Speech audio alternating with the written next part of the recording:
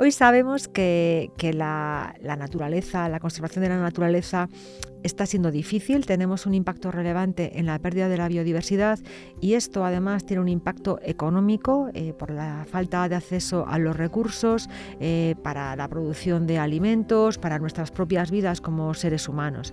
La protección del medio ambiente se vuelve fundamental. A veces lo observamos desde un plano pues, más empresarial o más técnico o más científico, pero hay una forma de ver la protección de la naturaleza que tiene que ver con la aventura. Cuando yo empecé a caminar en la Puerta del Sol, no sabía ni si iba a llegar hasta Australia. Hay quien no sabe estar solo, enseguida llega a casa, pone la radio, la tele, la música para no oírse pensar. Pero una de las bondades o de las maravillas de caminar es que tienes tiempo para pensar. Yo no quería tener 80 años, llegar a los 80 años, mirar atrás y decir, vaya, he dejado la vida pasar. Si el ser humano fuera, o la realidad fuera tan negativa como en las noticias, mi viaje hubiera sido imposible.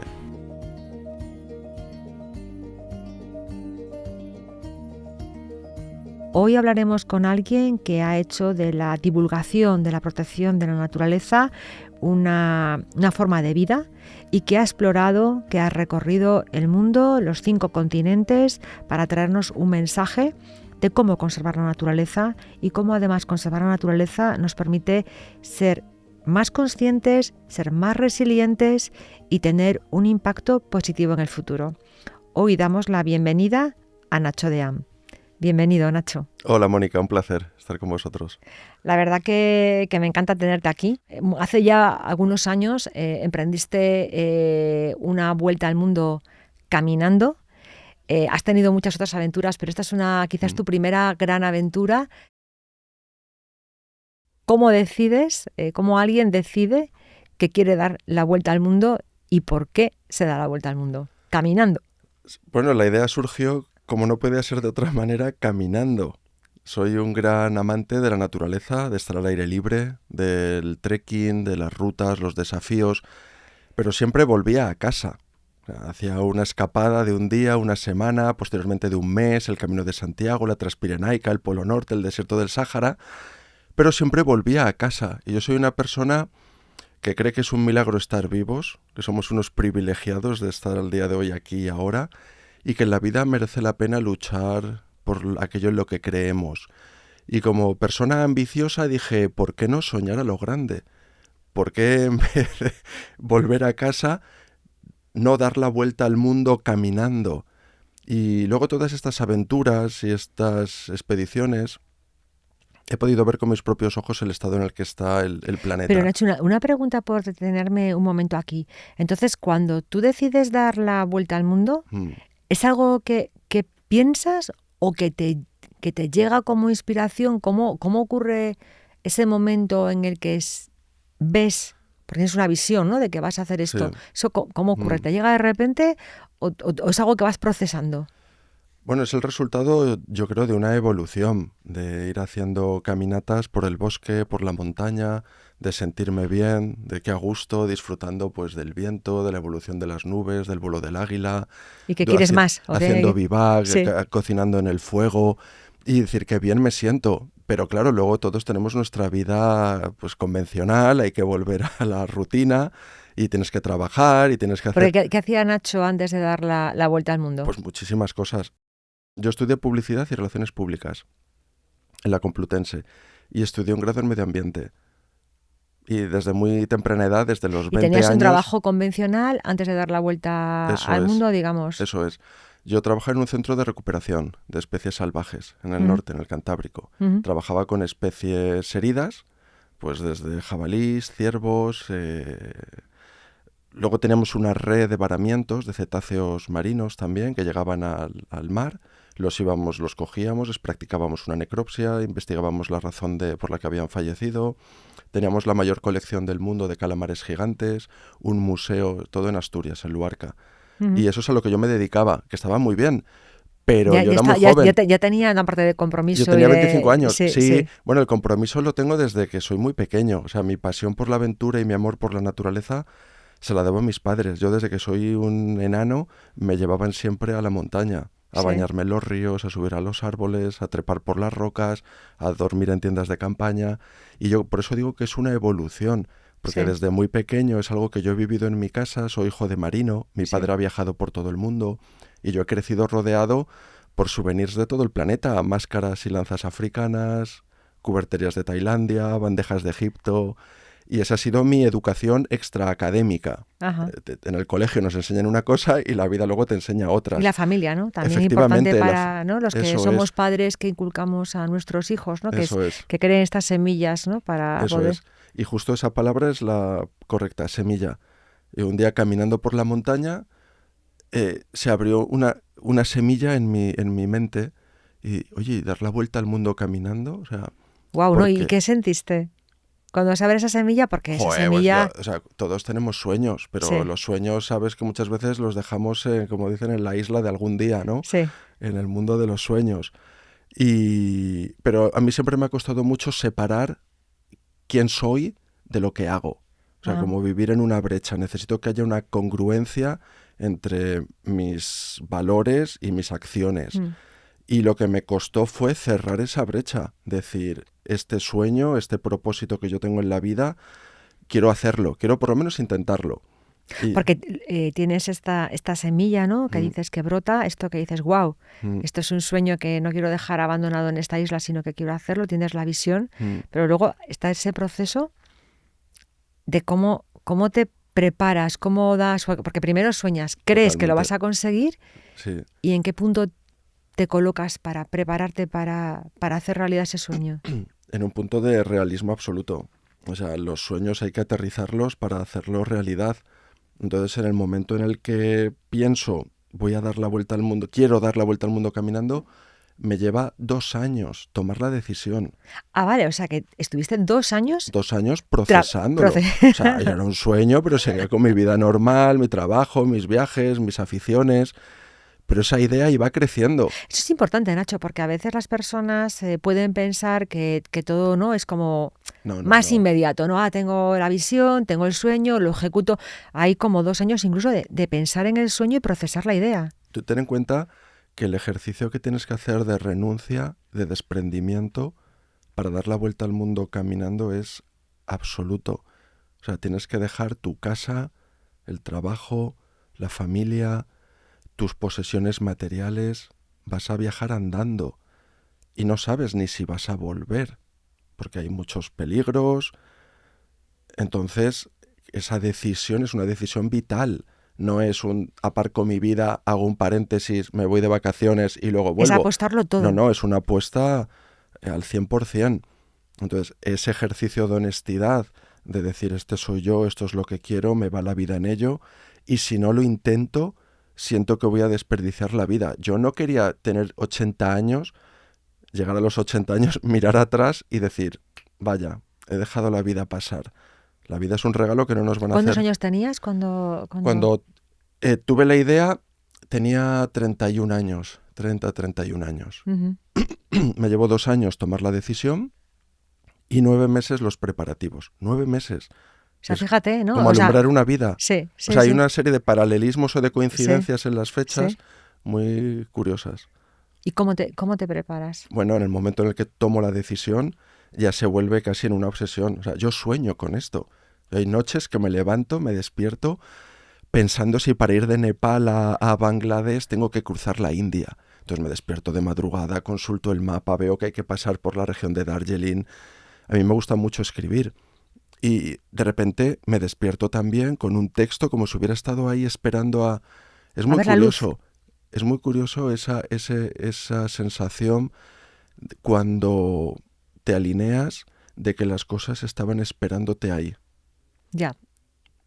Entonces, bueno, pues empiezan los preparativos, trazar un itinerario y un calendario provisionales, contactar con embajadas, tema de permisos, visados, vacunas, recuerdo. Digamos que hay una parte de trabajo como, no sé cómo llamarle, técnico, ¿no? De Absoluto. preparación, técnica de investigación, de Mm, conocimiento. mm, eh, eh, y además de esto, hay una parte de preparación, imagino que física mm, y mental.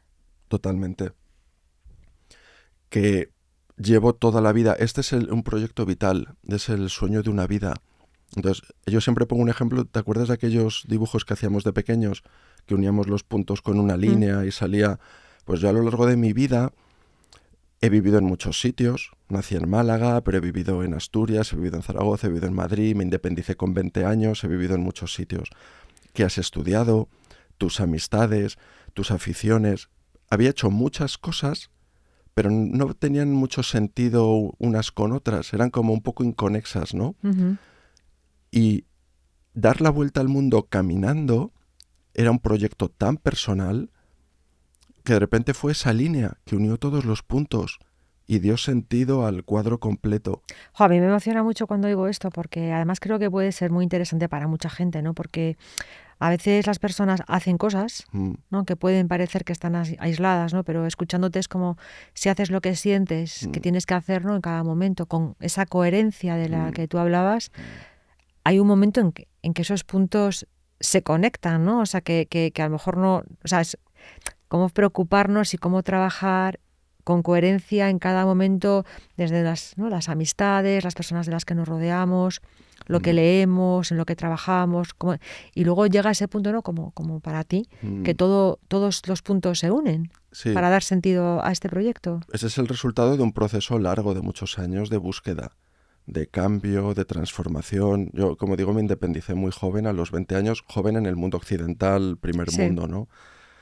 Pero fruto de una insatisfacción. Eh, Está el camino marcado, pues tienes que estudiar, luego una carrera, luego trabajar, tener familia, pagar impuestos y morirse.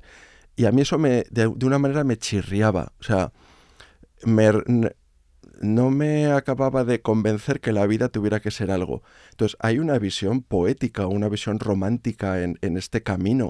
O sea, la vida tiene que ser algo más que simplemente pasar por el mundo. O sea, hemos venido a algo, al mundo, a la vida, ¿no? Yo creo que hay una trascendencia. Hemos venido a, pues a vivir a intentar, ¿no? Vivir una vida a lo grande, dejar un legado. Esas eran, pero yo no sabía ni lo que era propósito, ni lo que era el ikigai, ni lo que era el legado, ni lo que era la marca ¿qué personal. es el Ikigai? Es un concepto japonés que es cuando se alinean 4 puntos, que es qué es lo que te gusta, en qué eres bueno, qué necesita el mundo y por qué te pueden pagar. O Ujú. sea, que puedas vivir de ello. Entonces, cuando esas 4 cosas se juntan, ese es tu ikigai, ese es tu propósito. Y descubres que ya hay una teoría japonesa que Sí, existe para eso.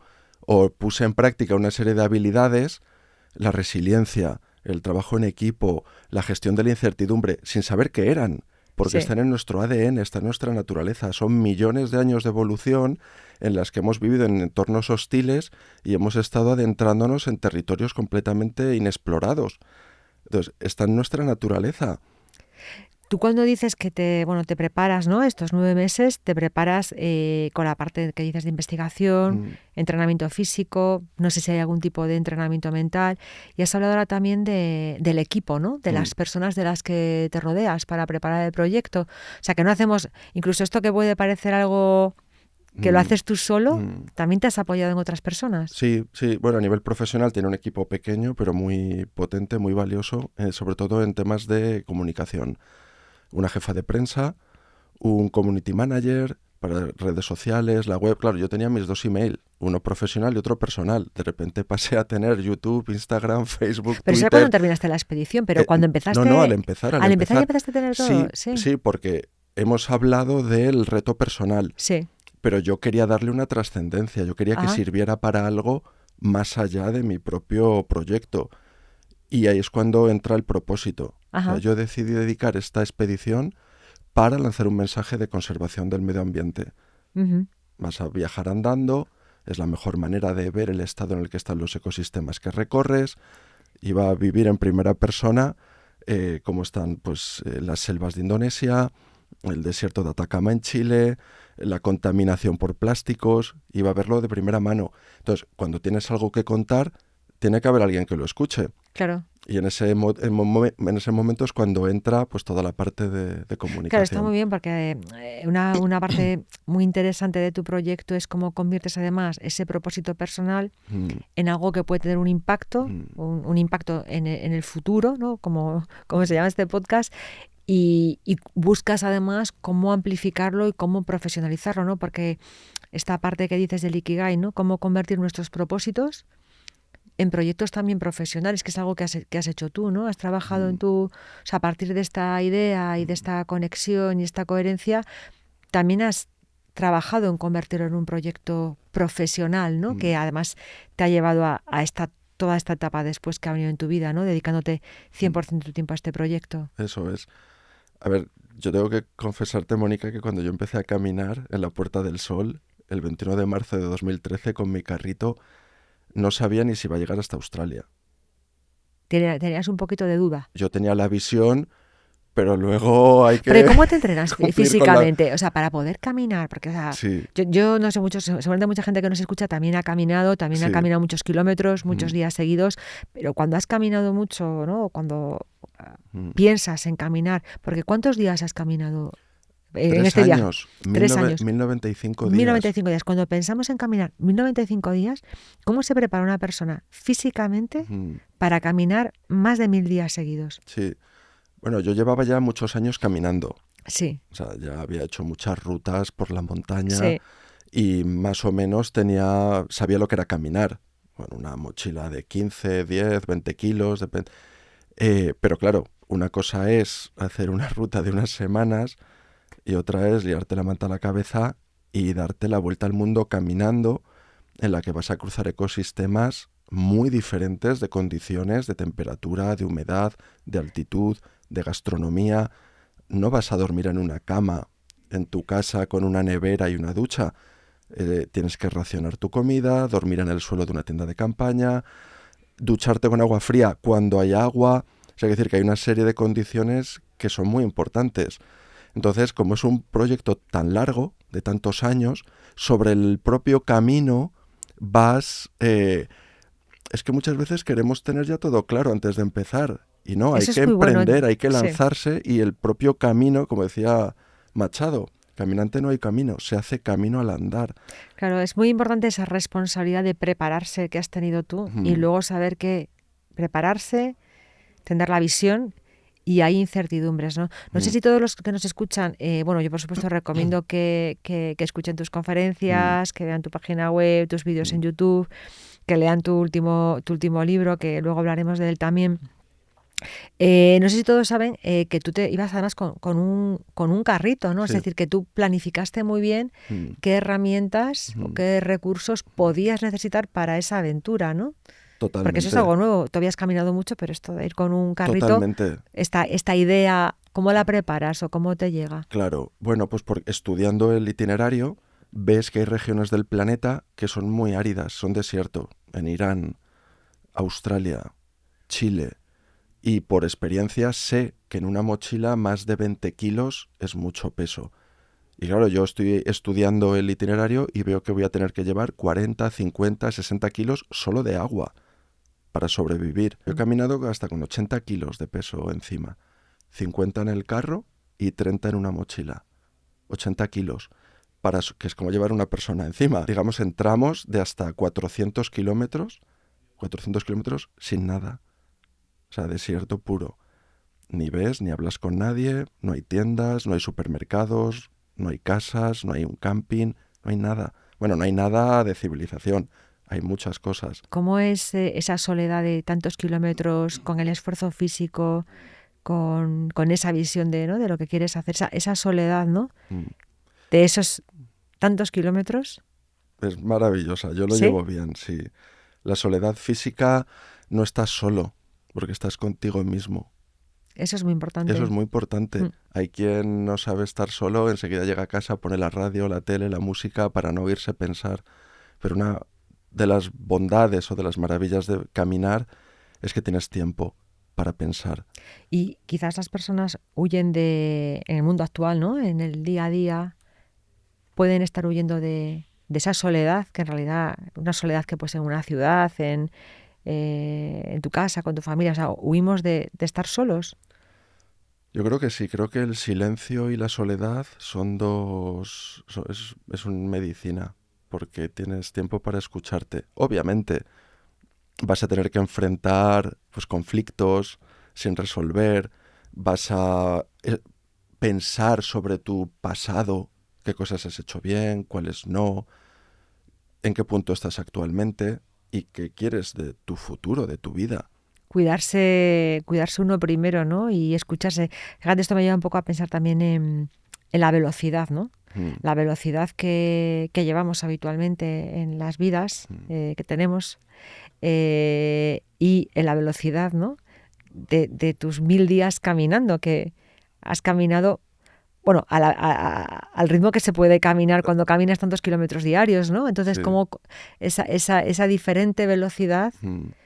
que te ha llevado pues, a este cambio tuyo personal y a este impacto en el mundo, ¿no? O sea, no sé, es necesario a veces ir más despacio.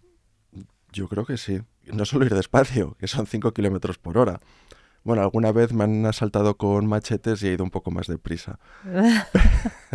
Quiero decir, no solo ir despacio, sino también sin cobertura, sin wifi, Sí, sí, sin solo, cobertura sí, sí, móvil, sí. sin redes sociales. Eso también es muy interesante porque estamos hoy en día con la hiperconectividad y la digitalización 24/7 conectados a un móvil, con Y notificaciones, con creemos que y mensajes. creemos que lo necesitamos, ¿no? Que a lo mejor no es tan necesario como pensamos. Depende para qué, ¿no? Pero hay que también saber, yo creo que mantenerlo a raya. Entonces, eso es ruido. Hoy en día es la economía de la atención. Quieren Mm. que nuestra atención esté constantemente focalizada en TikTok, en Netflix o en otras cosas que no somos nosotros. Y bueno, pues eso también es un gran ejercicio. Te das cuenta de que el humano lleva miles de años existiendo sin GPS y sin Instagram. Hablabas, Nacho, Mm, de los seres humanos y nos has mm, descrito pues, países y mm, lugares que has conocido. ¿Tú tienes una visión única del mundo caminando que te permite conocer pues, de mm. forma muy real los paisajes, las comunidades, las personas?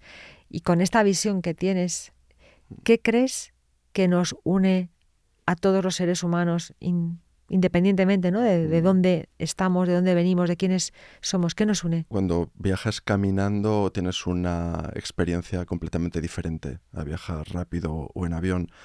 Y yo siempre hablo de que está el más allá, que es el mundo de las ideas, o el mundo de las religiones, o de las filosofías, las ideologías, ¿no? Que es algo propio, inherente al humano. Pero también está el más acá, que es el mundo real, el mundo de aquí, el mundo tangible.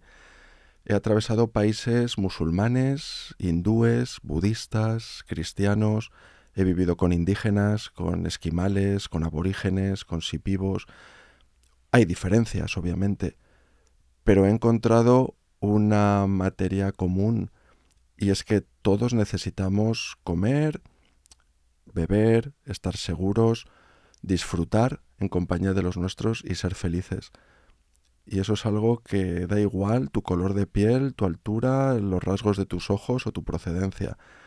Y ese ha sido el punto común que yo he encontrado en todos los países y en todas las culturas. En todos los países me han tendido una mano, me han abierto las puertas de su casa y me han sentado a la mesa como un miembro más de la familia. Y a veces incluso sin hablar el mismo idioma, que te tienes que comunicar por mímica o por gestos. O sea que en todos los lugares del planeta te han ayudado. No hay lugares del mundo donde encontrases cierta hostilidad o en general las personas entonces crees que son buenas. Mm, ¿Hay más buenos que malos en el mundo? sí, a ver, me han ayudado prácticamente en todas partes. ¿Ha habido algún país que ha atravesado en el anonimato? Bueno, por ejemplo, Georgia, en el Cáucaso. Pues no hice trabajo de medios de comunicación, entrevistas y nadie me conocía. Claro, veían pasar a un chico con un carrito azul, pues la gente del propio camino. Y esa reflexión, tenemos una imagen distorsionada. Muchas veces a través de los medios de comunicación son todo malas noticias y nos muestran, bueno, pues la parte lo que da miedo, ¿no? Da miedo viajar y más aún solo y caminando. Si el ser humano fuera, o la realidad fuera tan negativa como en las noticias, mi viaje hubiera sido imposible. O sea, no habría llegado ni a Francia. Tampoco hay que ser ingenuo o naif. He atravesado regiones muy peligrosas. También habrás corrido riesgos, ¿no? También. He presenciado un atentado terrorista en Dhaka, la capital de Bangladesh. Me han asaltado con machetes en países de Centroamérica, en Honduras, El Salvador. He vivido momentos muy, muy extremos, muy al límite. Pero esos momentos los cuento con los dedos de una mano. Y esos mismos países en los que he sufrido esos percances, he visto la cara y la cruz. He visto una sociedad hospitalaria que te invita a su casa, que camina contigo y que vive bajo el yugo de la violencia de unos pocos, Ya. que son los que hacen más ruido y llaman más la atención. Pero Ya. el grueso de la sociedad, un porcentaje muy elevado, lo único que quiere es vivir en paz y En todas las tranquilo. partes del mundo, en todas las Asia, partes, en África, en todas en partes. Latinoamérica. Eso es. No tenemos diferencias, ¿no? Todos queremos vivir bien y que los nuestros estén bien, ¿no? Y vivir una vida cómoda y prosperar. Eso es lo que quiere el grueso de la sociedad, de las Independientemente de la religión, independientemente de dónde vivan, ¿no? Todo esto nos une. Eso es. Eso es un nexo común. Luego es muy curioso también, porque claro, vas atravesando países y cada vez que cruzas una frontera cambia todo. Oye, y una cosa que estoy pensando yo, ¿y no te invitaban a muchísimas fiestas? Porque seguro que había lugares a los que llegabas que hacían casi una fiesta y te invitarían a fiestas y al día siguiente te tienes que levantar y volver a caminar. Bueno, hay que tener foco. Me han invitado a muchas cosas. Me han invitado a casarme, me han invitado a fiestas. ¿Te han invitado a casarte? Estás en lugares del mundo, sí. Entonces, claro, conoces personas, conoces Sí. familias, conoces mujeres Sí. y te invitan. Y eso es lo difícil también, ¿no? El tener el foco puesto en el objetivo, en tu camino, y no distraerte. Y luego hay tentaciones, por supuesto, también. No solamente con las mujeres. Estás en un desierto, se te acaba la comida y pasa un coche y te ofrece llevarte. Claro. Eso debe ser difícil, ¿no? Es difícil porque, difícil. claro, pues, o está lloviendo, estás solo, te mojas y... Sí. Entonces, y para un coche le dices, súbete que te acerco 10 kilómetros. Y pues puedes... voy caminando. Tengo un compromiso público, Sí. pero sobre todo Y tengo un contigo compromiso mismo. conmigo mismo. Hemos hablado de las personas, ¿no? Y lo que nos une en general a los seres humanos. Pero si hablamos de naturaleza, también has visto diferentes ecosistemas, el estado de la naturaleza en diferentes partes del mundo. ¿Cómo tú has podido ver el planeta? Porque lo has visto despacio, caminando, cruzando esos puntos donde cambian de unos ecosistemas a otros. ¿Cómo has visto el planeta? ¿Cómo está nuestro planeta, nuestra madre tierra? Bueno, he visto la cara y la cruz. He visto que vivimos en un planeta espectacular. O sea, es un mundo... Si mantienes la mirada, esa capacidad de asombro que tienen los niños, pero muchas veces conforme nos vamos haciendo adultos perdemos. Pero el mirar las cosas con asombro, o sea, ves cientos de especies, ves canguros, ves ballenas, ves el quetzal, el charrán inca, osos hormigueros. Dices, pero estas especies, ¿de dónde han salido? Las estás viendo con tus ojos, estás viviendo en su entorno. No las estás viendo en libros, en documentales. Pero he visto la cruz también. He visto lo castigada que está como consecuencia de la actividad humana. He visto la deforestación, he visto incendios. ¿Dónde has visto el mayor daño medioambiental que tú has visto, que es evidente hasta no todo el daño ambiental que a veces nos sentimos, ¿no? Todo lo que tiene que ver con las consecuencias del cambio climático o el calentamiento del océano, que lo sabemos por datos, pero puedes no verlo, ¿no? ¿Tú qué has visto que te ha llamado especialmente la atención en cuanto a deterioro ambiental? Bueno, he visto, por ejemplo, atmósferas muy, muy, muy contaminadas por CO2 en regiones en Asia Central, por ejemplo, en India, Bangladesh, lugares... Grandes ciudades. Grandes ciudades, sí, eminentemente. Nueva Delhi, Dhaka. Claro, es que las ciudades asiáticas, una pequeña ciudad en Asia es más grande que una capital europea. Sí. Son ciudades de millones de habitantes. Ciudades en América como DF, Ciudad de México... Son lugares donde después de estar durante semanas caminando al aire libre en una montaña, en un bosque, el impacto que recibes a nivel sensorial de cómo huele... Lo sientes, ¿no? Lo sientes, vamos, que el carrito con el que caminaba después de atravesar una ciudad estaba negro. De contaminación por CO2, por hollín, mucha contaminación plástica, por plástico, por residuos. En la India, por ejemplo, están los slums, son barrios enteros que son vertederos, son familias que viven en la basura y los niños, ¿Tú has cruzado yo he esos? cruzado esos barrios llorando, o sea, porque te impacta tanto, no solamente el nivel de basura y contaminación, sino ver a niños buscando en la basura. ¿Cómo gestionar las emociones, Nacho? Porque, me imagino que todo lo que has vivido, eh, Mm, esa soledad que te hace estar como pues muy consciente contigo misma, la conexión con la naturaleza, mm, las emociones estarán como muy presentes, ¿no? Y habrá momentos que ves cosas duras o difíciles. mm, ¿Y cómo gestionas también la emoción para que no te afecte y puedas seguir? Porque luego eso lo llevamos al plano profesional, ¿no? De las personas que nos escuchan. mm, Hay mucha gente que trabaja con un propósito, los que queremos cambiar el mundo y hacerlo mejor. mm, Generalmente somos personas sensibles mm, y estas cosas nos afectan, ¿no? Entonces, tú, en tu experiencia, mm. que habrás vivido estos impactos con carga emocional, ¿cómo gestionas esas emociones para que no te frenen en tu proyecto, en lo que quieres lograr, en tu camino, no te Mm. resten fuerza? Estás constantemente a flor de piel, o sea, porque cada día es nuevo, cada día es completamente diferente, o sea, es muy difícil entrar en un automatismo, en una especie de rutina en la que no eres consciente de lo que estás haciendo. Y luego eres muy vulnerable, vas solo y andando, entonces Mm, estás muy expuesto a todo. sí, sí. Lo duro y difícil es muy duro y muy difícil, y cualquier pequeño gesto de solidaridad te llega al corazón. O sea, un pequeño gesto como invitarte a una casa, un plato de comida caliente, que te acompañen caminando. eh, entonces estás eres en un estado de conmoción constante, de gratitud, de miedo. Duermes al aire libre, con una tienda de campaña que es una fina capita de tela la que El te miedo, separa del... el miedo es otra, ¿cómo gestionas? El miedo paraliza, ¿no? Es una Mm, emoción mm, difícil de gestionar para seguir con un proyecto, ¿no? Entonces, en tu caso, ¿no? Que es mm, miedo real, ¿no? De lo que estás diciendo, ¿no? Dormir a la intemperie, dormir solamente con una tienda de campaña, mm, rodeada de... Has contado alguna vez, ¿no? Algún caso que has tenido de algún bicho que te ha atacado incluso, ¿no? sí. ¿Cómo gestionas ese miedo? Sí, para mí hay dos tipos de miedo. Hay un miedo instintivo, un miedo animal, que es el que nos permite seguir vivos. Si no tuviéramos miedo, pues nos acercaríamos a acariciar un león o nos tiraríamos por un barranco a ver si volamos. Pero luego hay otro miedo que es un miedo social, un miedo que viene de la educación, de la cultura, del entorno. Y es el miedo al que dirán, el miedo al futuro, al miedo si fracaso. Y esos son los miedos mentales los que nos impiden atrevernos y emprender. Entonces, el miedo instintivo lo afronto con mucha preparación. O sea, ser muy consciente de dónde me meto, de qué ecosistema voy a cruzar, si hay rinocerontes, tigres, serpientes, si voy a atravesar un desierto, llevar el agua y la comida suficiente, con mucha planificación.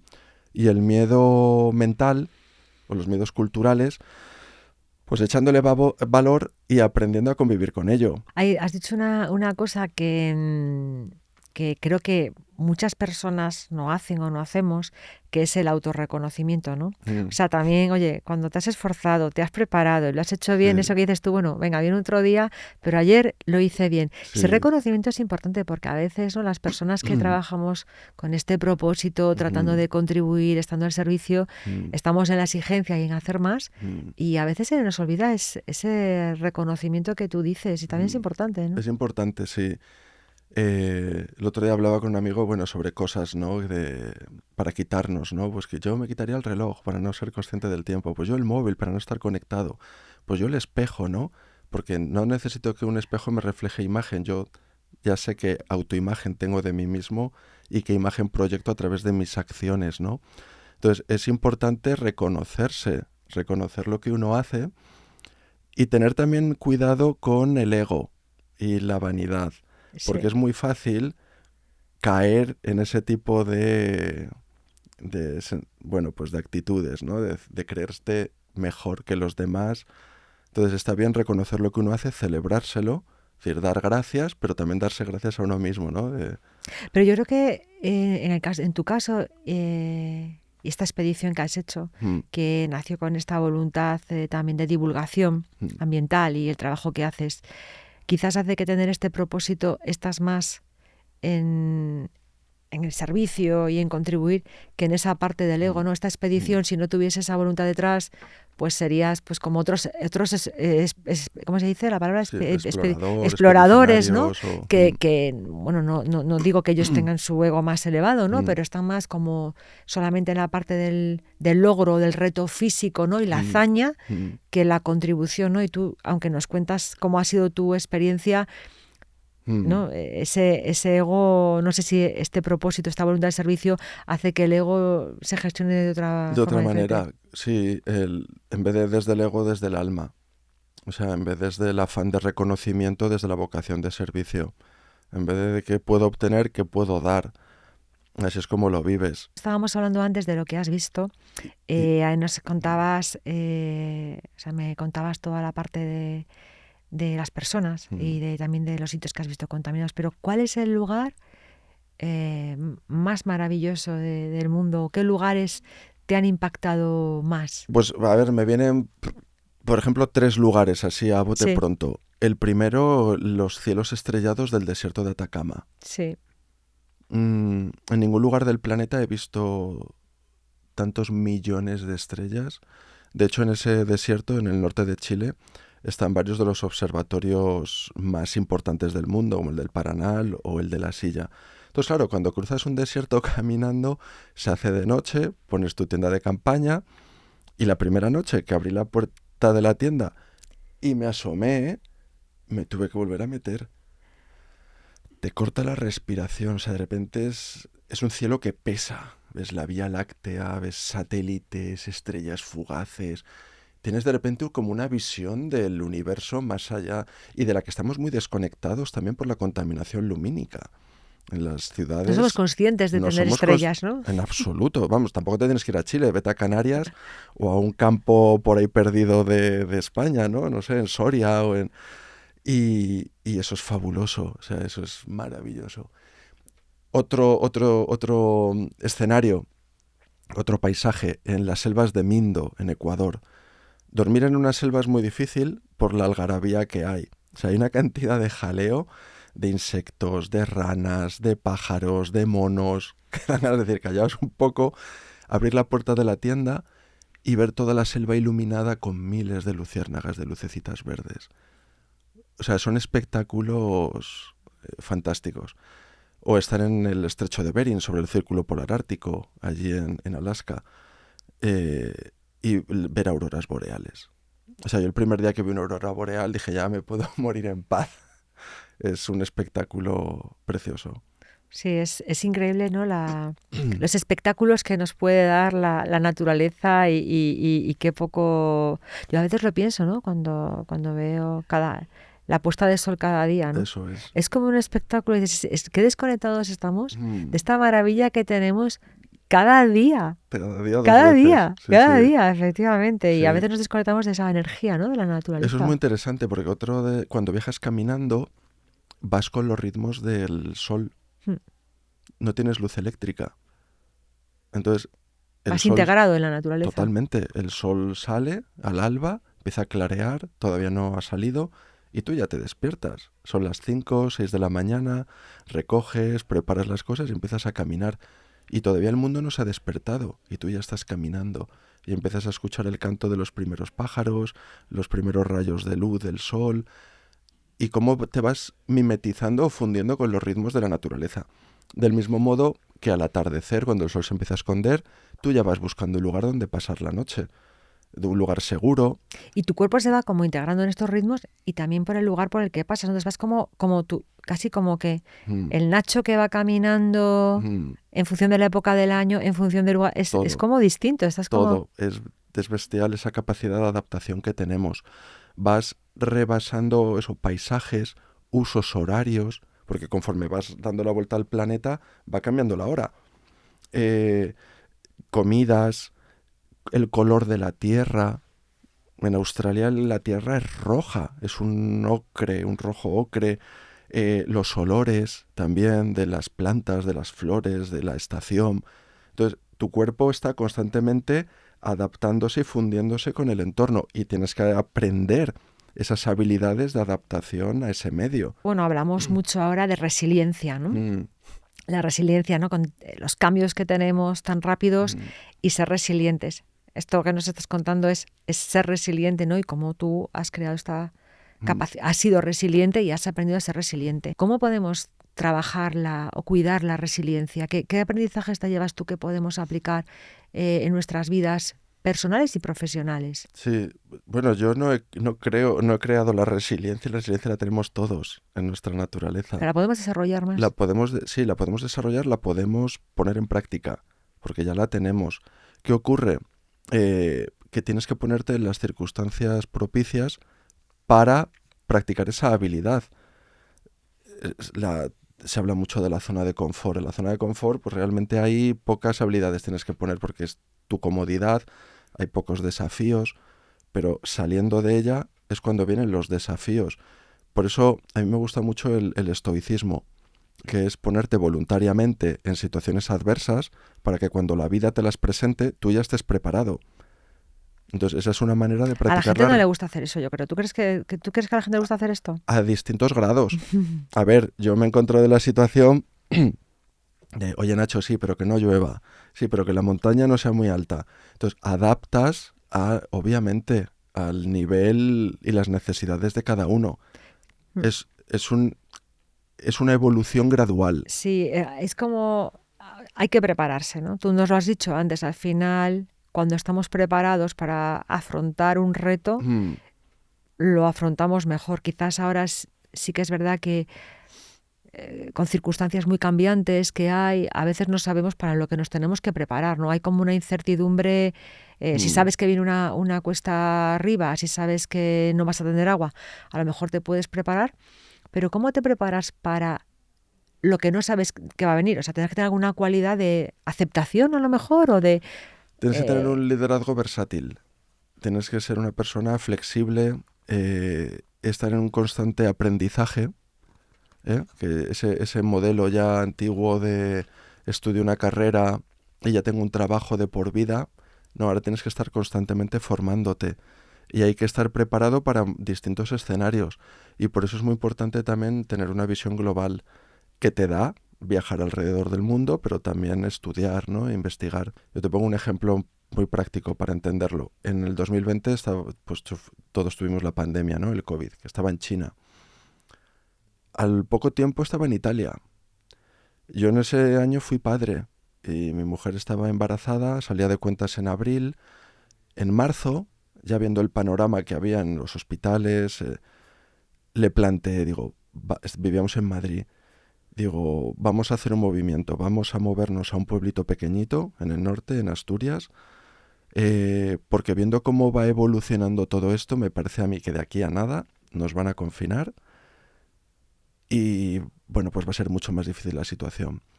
Entonces, esa capacidad de estar con las antenas puestas, no solamente en el corto plazo y en mi baldosa de metro cuadrado, sino levantar la mira y ver cómo funciona el mundo. Eso te puede ayudar o te puede dar unas pistas de hacia dónde va evolucionando. ¿Qué hay detrás de eso? Es búsqueda de recursos, es una evolución tecnológica, el sistema financiero va a quebrar y va a ser sustituido por otro nuevo. Entonces hay que estar al día.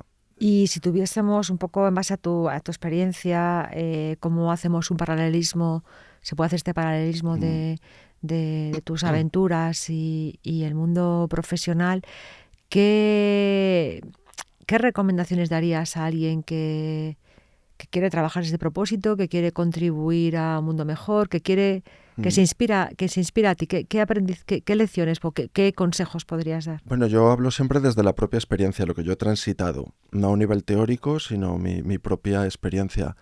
Y para mí lo más importante fue escucharme, escuchar mi corazón, escuchar qué es lo que me apasiona, qué es lo que me hace sentir vivo, qué es lo que me da sentido.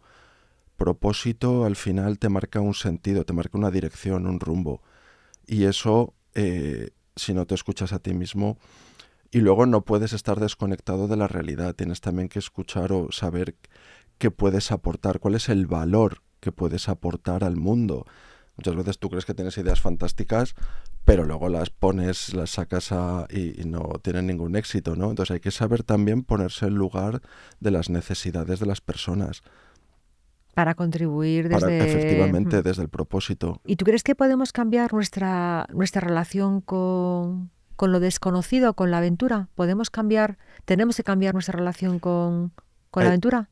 o lo hacemos voluntariamente o la vida nos va a obligar a ello. La vida es una aventura. La vida es una aventura. ¿Qué pasa? Que somos seres que adoran por nuestra condición animal, adoran mucho la estabilidad, adoran mucho el confort, el mínimo esfuerzo, la predictibilidad.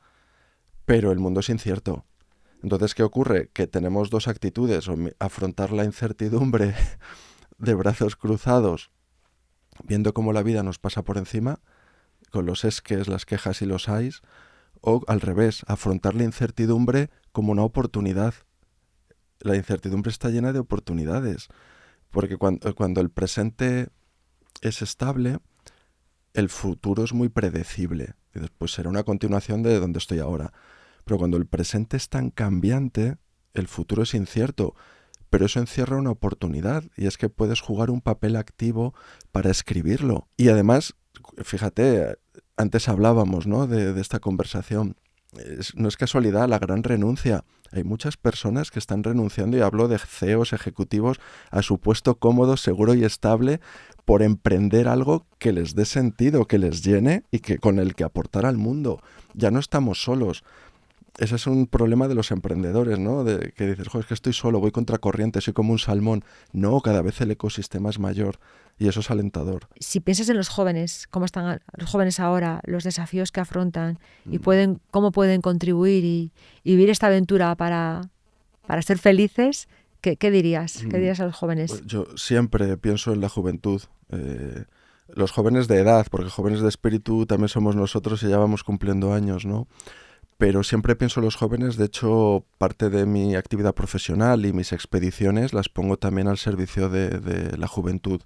La última expedición que hemos hecho, que ha sido navegando, hemos hecho actividades con miles de jóvenes. Limpiezas de playas, muestreos científicos, les hemos invitado a bordo del barco. O sea, para mí la juventud es una etapa de la vida en la que tienes mucha energía y poco rumbo, porque no sabes muy bien a veces qué quieres en la vida, ¿no? Y luego también en esta tarea, ¿no?, de empaparte de cómo va la sociedad, y ves que la juventud es un colectivo que, sin ser considerado de riesgo, como inmigrantes o mujeres maltratadas o toxicómanos o presos, es un momento de la vida en la que eres muy vulnerable. Y a los hechos me remito. Hay datos, ¿no?, de cómo están aumentando pues el índice de suicidios, de la difícil proyección que tienen también profesional. A veces echo en falta referentes también que les puedan inspirar, el acceso a la vivienda. O sea, tienen un panorama difícil, ¿no? Luego también es verdad que pues estamos los que intentamos dejarles y trabajar por un mundo mejor, pero hay que poner mucho foco en la juventud. Qué mundo les estamos dejando, el sistema de pensiones. O sea, podemos estar hablando largo y tendido, Sí, ¿no? pero ellos, ¿qué pueden hacer? A lo Ellos mejor cultivar, como tú decías al principio de esta conversación, quizás esos momentos de conexión que luego en algún momento tengan esa confianza que todo se va a conectar en algún momento, como tú sin decías, duda. ¿no? Cuando eras joven, ¿no? Tu conexión con la naturaleza, la montaña, lo que estudiabas, no sé. Que sean inquietos, que estén siempre formándose, buscando, explorando, que busquen también estar con personas con inquietudes, que hay muchas cosas, leer, viajar, toda esa educación extraoficial, ¿no?, que es la escuela de la vida, el sumarse a movimientos que ya están en marcha, sociales, medioambientales, y pensar qué pueden hacer ellos para el mundo. O sea, hoy en día no se trata de ser la mejor empresa del mundo, sino la mejor empresa para el mundo. Y también lo vemos, hablamos de la gran renuncia, pero ya tienes los jóvenes, ya no van a las entrevistas de trabajo solamente preguntando por el sueldo, ¿no? También quieren saber de qué manera esa empresa les va a satisfacer y a llenar en su propósito personal. Entonces, Y es bueno, esa nueva exigencia que ha aparecido es nueva, ¿no? Antes quizás las personas no preguntábamos qué me va a traer esto no, a no, mí, ¿no? ¿En qué me va a ayudar, ¿no? Yo creo que al esto revés. sí va a cambiar las cosas. Nacho, me ha encantado hablar contigo, me Mm, encanta esta conversación, mm, podríamos estar aquí, me encanta sí. escucharte y saber de tus expediciones. Para ir terminando, me gustaría hacerte una ronda de preguntas rápidas de cosas con las que nos gustaría quedarnos. Un proyecto que nos inspira o un proyecto que te inspira a ti. Bueno, ahora mismo estoy haciendo expediciones científicas, navegando, y hay un proyecto que me inspira, es la Tara Expedition. Es un proyecto francés, navegando alrededor del mundo y realizando investigación científica de los océanos y divulgación. Y tiene similitudes o paralelismos con el proyecto que estoy preparando después de haber dado la vuelta a España navegando. Y en Portugal, estamos ahora mismo en las Azores, estamos proyectando una vuelta al mundo navegando para acabar la década. Estamos en el decenio de las ciencias oceánicas de las Naciones Unidas, de 2020 a 2030, y entre 2028 y 2030 queremos hacer una expedición científica navegando. Muy bien. Mm, ¿Un líder mm. al que seguir o que Bueno, te inspire? a ver, a mí me inspira mucho un líder que hemos tenido aquí, el maestro Félix Rodríguez de la Fuente. Para mí fue un referente. Yo crecí viendo sus documentales y sus series. David Attenborough, la recientemente fallecida Jane Goodall. Hay muchos referentes, Grandes afortunadamente, ambientalistas grandes y ambientalistas científicos. que combinan no solo la teoría, sino la práctica Mm, de ir al terreno al campo, ¿no? Remangarse y estar allí. Eso es lo que a mí me gusta. ujú. Y luego, bueno, hay líderes también indígenas que son la primera línea de lucha. He estado con esquimales, por ejemplo, en Alaska, ¿no? Ellos son una sociedad de supervivencia, dependen de la caza para sobrevivir, pero su entorno está cambiando drásticamente. Su mundo de hielo se está derritiendo y las especies de las que vivían se están yendo más al norte. Entonces, bueno, pues he vivido con ellos y he visto cómo les afecta en primera persona los efectos del cambio climático. Un gesto cotidiano que te acompaña cada día. Caminar. No sé si te lo podías imaginar. ¿Cuántos kilómetros caminas al día? Un día No, no normal, un los día normal. cuento, No no los los cuentas, no cuento, lo no, sabes. no, pero salgo todos los días a caminar y o a correr. Ujú. Vivo en un sitio muy bonito, rodeado de montañas y bosque, y para mí es una necesidad. Un gesto cotidiano que crees que puede generar un gran impacto. Ser más conscientes en lo que consumimos. Creo que uno de los graves problemas o amenazas es el consumismo, el materialismo. Consumir más, uno, de lo que necesitamos, dos, de lo que la naturaleza es capaz de regenerar. Ujú. Está el concepto del día de sobrecapacidad de la Tierra, y es el día del año en el que ya hemos consumido todos los recursos que la naturaleza es capaz de generar en ese año. Está entre finales de julio y principios de agosto. De ese día a finales de año estamos consumiendo recursos de generaciones futuras. Entonces, ser más conscientes de lo que consumimos, de la Ujú. ropa, cómo nos desplazamos. Ujú. ¿Y tu recomendación más personal, si tuviésemos que sintetizar esta conversación Mm. en una recomendación para los que nos escuchan, ¿cuál sería? Pasar más tiempo en la naturaleza. Ujú. La naturaleza es una maestra llena de aprendizajes para aquellos que están abiertos a observar. Y además te carga las pilas mental y espiritualmente y es sano físicamente. ¿Tú te has fijado que todos los grandes líderes, prácticamente muchísimos líderes que, ¿no?, en los que pensamos, Mm, casi siempre hablan de mm, caminar y mm. del contacto con la naturaleza, aunque no sea el foco, ¿no?, de su Sí, sí, trabajo, sí, sí, pero casi siempre está presente en personas que han marcado el rumbo de la historia. Mm, totalmente. CEOs de compañías que tienen reuniones caminando. mm. Yo hago reuniones caminando. Sí, yo también. Filósofos, artistas, escritores, músicos que se inspiran en la naturaleza. Y además caminando, que es cuando te levantas del asiento y haces un ejercicio que activa tus músculos, oxigena tu mente, de repente empiezas a tener conexiones neuronales, empiezas a tener ideas, ángulos o perspectivas diferentes. Yo siempre que tengo un problema, un conflicto, no sé muy bien cómo solucionarlo, me doy un paseo, porque en el esfuerzo además hay otra reorganización de las prioridades. No ves, no ves las cosas del mismo modo en la comodidad que en el esfuerzo. Mm, totalmente. ¿Y cómo sería el mundo ideal para ti? Bueno, yo tengo una visión. Mi visión es una humanidad de personas libres, sanas y felices, viviendo en equilibrio con el planeta. Qué bonito. Me encanta. Yo creo que nos sirve a todos. Me ha encantado hablar contigo. Gracias por Igualmente, inspirarnos. muchas gracias. Os he traído un regalo, Mónica. Qué Os bien. he traído un ejemplar de mi segundo libro, La llamada del océano. Qué bien. Es un libro publicado con la editorial Planeta sobre la expedición con la que uní nadando los 5 continentes. Somos seres de tierra, pero el océano, el planeta, 3/4 partes es agua. Y en este libro pongo el foco en lo importante que es el océano para la salud y la economía del planeta. Nacha, me parece impresionante que hayas cruzado el planeta andando, Sí, la unión de los 5 continentes nadando. sí. Yo creo que te falta, imagínate que lo puedes hacer volando. No me des ideas. No sé, Sí, no sabemos qué puede venir después, sí, Nacho. ahora navegando, pero no descarto. Tengo muchos proyectos, pero el tiempo es limitado. Hay Sí. que escoger. Gracias por trabajar creando este impacto. Yo creo que lo que tú haces nos inspira mucho, nos ayuda. Yo creo que nos hemos llevado además herramientas clave para cómo vivir la vida como una aventura, pero desde propósito, creando impacto. Me ha encantado ver además que las cosas no ocurren al azar. Siempre hay trabajo detrás, siempre hay preparación física, preparación mental, conocimiento, estudio. Detrás de personas que inspiran como Nacho hay un trabajo ejemplar detrás y no viene solo, viene detrás de mucho tiempo de estar con ello. Así que muchísimas gracias, Nacho, por acompañarnos. Ha sido un placer. Te voy a enseñar de nuevo el libro que estoy deseando empezar a leer esta tarde. Y muchas gracias, Nacho. Muchas gracias, Mónica. Un placer y mucho éxito. El futuro dependerá de las personas que nos conduzcan hasta él. Y si tú nos estás escuchando, es que también formas parte activa de este cambio. Eres una persona que inspira, que construye y que actúa desde el compromiso y desde el conocimiento. Porque cada paso que estamos dando hoy nos dirige hacia el futuro que tendremos mañana. Gracias por escucharnos. Nos vemos en el próximo episodio de Impacto Futuro.